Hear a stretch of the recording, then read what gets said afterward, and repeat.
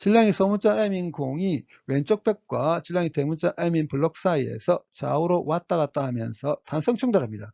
공과 바닥 사이 마찰력은 없지만 블록과 바닥 사이 운동 마찰 계수가 μk입니다. 블록의 질량이 공의 질량에 비해서 훨씬 크다고 가정합니다.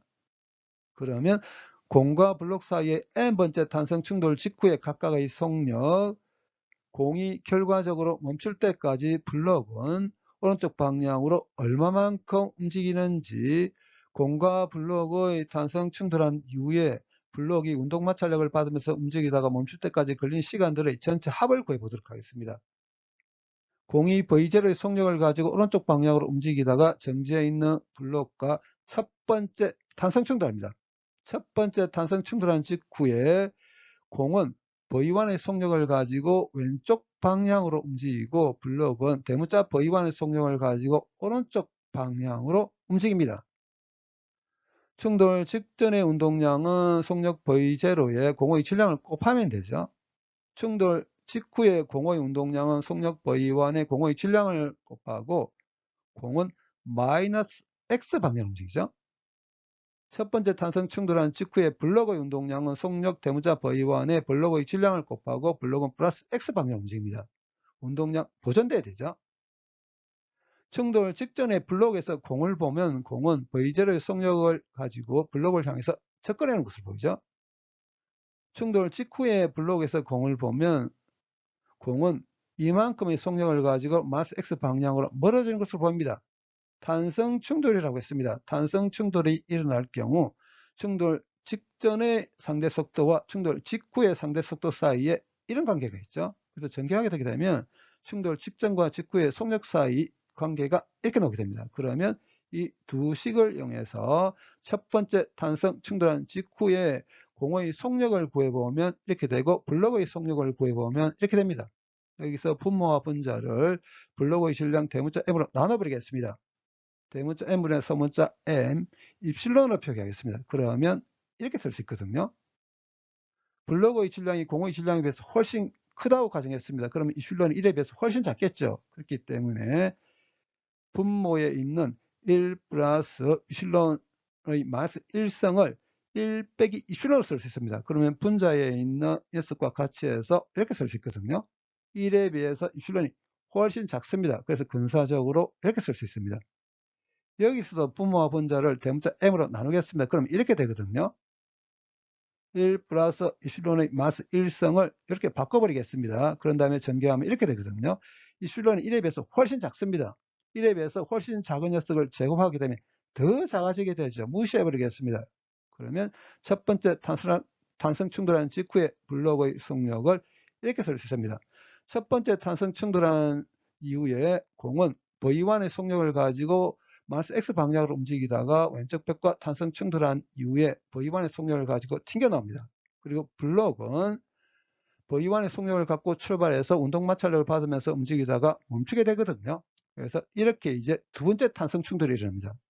두 번째 탄성 충돌이 일어난 직후에 공의 속력을 V2, 블록의 속력을 대문자 V2라고 하겠습니다. 그러면 이렇게 운동량이 보존돼야 되죠.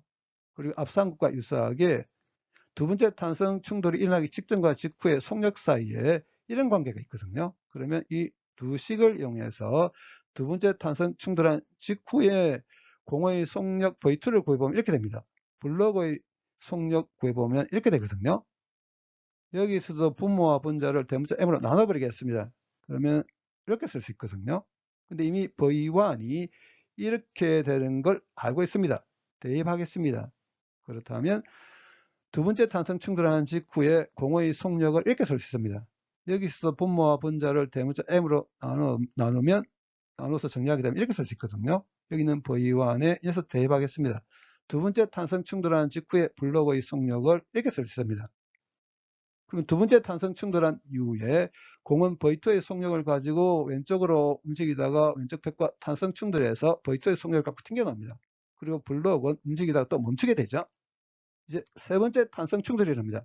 세 번째 탄성 충돌이 일어난 직후에 공의 속력을 V3, 블록의 속력을 대문자 V3를 표기하겠습니다. 그럼 여기서도 충돌 직전과 직후의 운동량이 이렇게 보존돼야 되거든요. 그리고 충돌 직전과 직후의 속력 사이 관계도 이렇게 되거든요. 그러면 요 두 식으로부터 세 번째 탄성 충돌하는 직후에 공의 속력을 구해보면 이렇게 되고, 블록의 속력을 구해보면 이렇게 됩니다.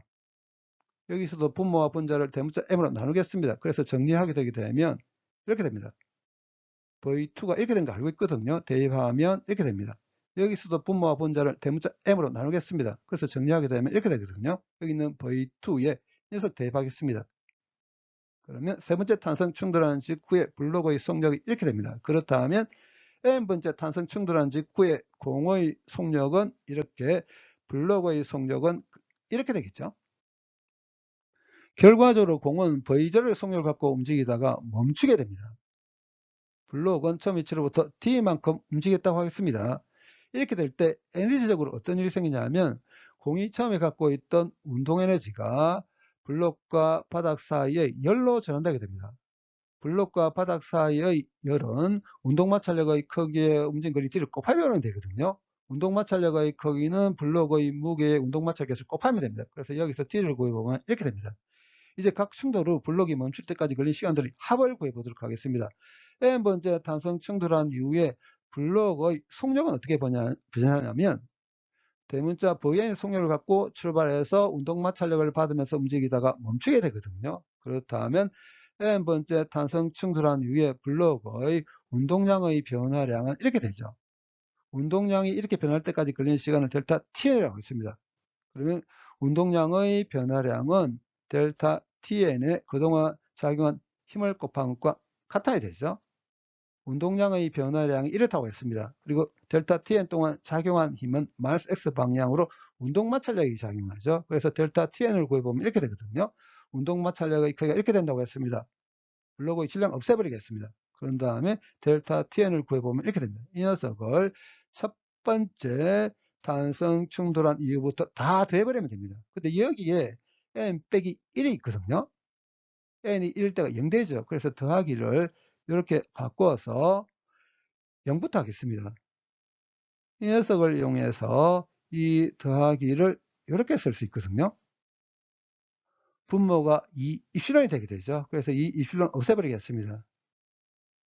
각각의 탄성 충돌한 이후에 블록이 멈출 때까지 걸린 시간을 다 더해버리게 되게 되면 이렇게 되게 됩니다.